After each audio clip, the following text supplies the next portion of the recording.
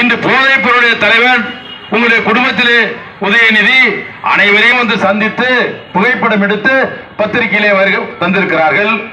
அந்த கொள்ளை கும்பலுடைய தலைவன் இந்த நாட்டிலே மிகப்பெரிய போதைப் பொருளை கடத்தல் செய்து உலகத்திலே பேசப்படுகிறது.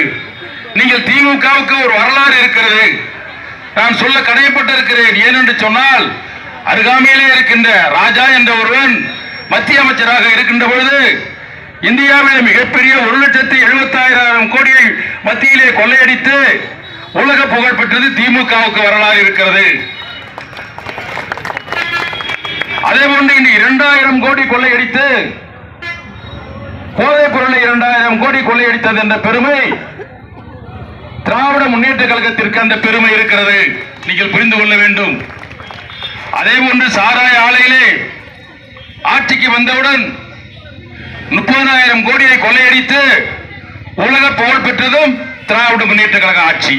இப்படி நீங்கள் கொள்ளைக்கு ஒரு ஆட்சி இருக்கிறது சொன்னால் அது திராவிட முன்னேற்ற கழக ஆட்சி தான் என்பதை நீங்கள் மறந்துவிடக் கூடாது.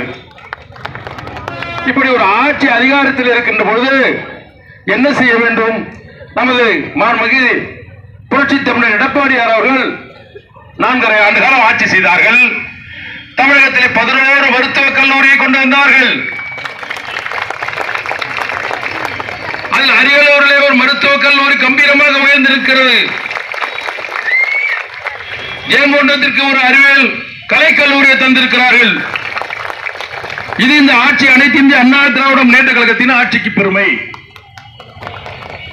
திராவிட முன்னேற்ற கழகம் ஆட்சிக்கு வந்து இந்த 2 தொகுதியிலே நீங்கள் என்ன பணி செய்திருக்கிறீர்கள்? உங்களுடைய தலைவர் தமிழகத்துடைய முதலமைச்சர் இன்று சாராயம் விற்பதிலே முதன்மை பெற்றிருக்கிறார், போதைப் பொருள் கடத்தலிலே முதன்மை பெற்றிருக்கிறார். இதுதான் உங்களுடைய நிலைப்பாடு.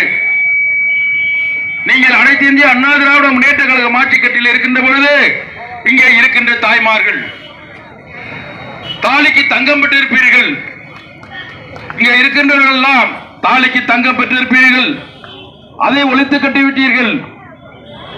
ஆனால் இது ஏழைகளுக்காக இருக்கின்ற திட்டங்களை எல்லாம் ரத்து செய்துவிட்டு எப்படி போதைப் பொருளை கடத்துவது, எப்படி மக்களுக்கு சாராயம் சந்துகளை வைத்து விற்பது என்பதை பற்றி சிந்திக்கின்ற இந்த ஆட்சியை வீட்டுக்கு அனுப்பியே தீர வேண்டும்.